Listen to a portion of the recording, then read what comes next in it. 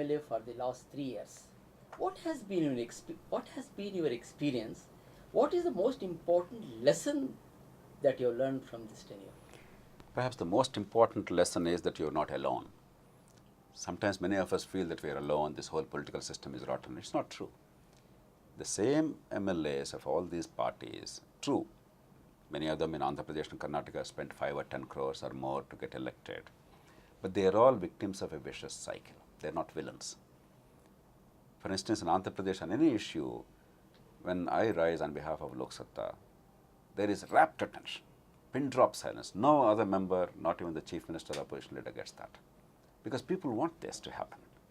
They have their own problems, they have their own constraints. It's not a battle between them and us. They want the same things. We have to step by step create conditions in which that is possible, that is sustainable. And that's the reason why time and again they adage that one man with conviction is a majority is proved. On so many occasions in Andhra Pradesh, when I rose my voice, I changed policy. I changed laws. I stopped laws. I didn't have any other member officially with me.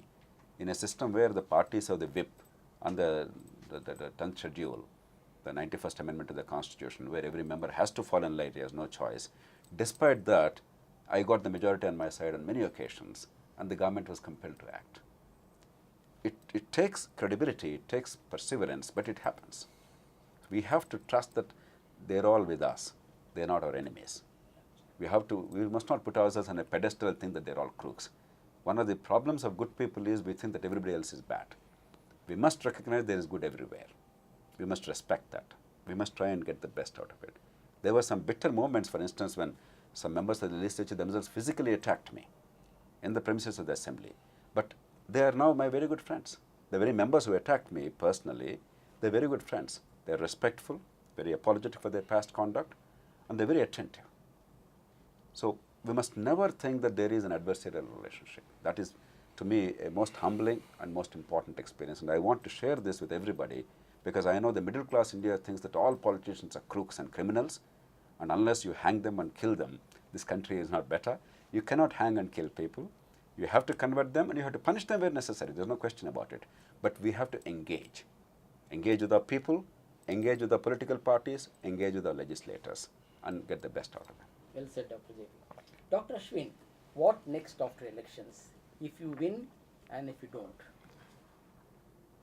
The same thing, actually. If I win, I'll only have the formal authority to do more of the same things that I would do anyway. And extra responsibility and burden. Absolutely, and as JP says, extra responsibility. I don't see it as a burden, extra responsibility, certainly. I think that we are poised on some potential. Here in Bangalore, more than anywhere else in the country, the opportunity for good politics is much greater. We have a substantially more cosmopolitan city. We have a substantially more forward-looking society that is integrated with the rest of the world economically. And therefore, the ideas that are generated elsewhere are easily infused here. The ideas that we create are exportable elsewhere that much more easily. I said throughout the India Against Corruption movement that what we go on to do in Bangalore will continue to be the case for the rest of India too. And I think why we are seeing this transformation now in this election campaign is that people realize that there is an opportunity. We can change society together. All we really need to do is believe that we can change this society together and work for it like we believe it, and then it will happen. Dr. JP, one parting shot. Your name reminds us of Jayaprakash Narayan. Were you named after him? Yes, my grandfather, like many of our ancestors, played some role in the national building and freedom struggle in the early years.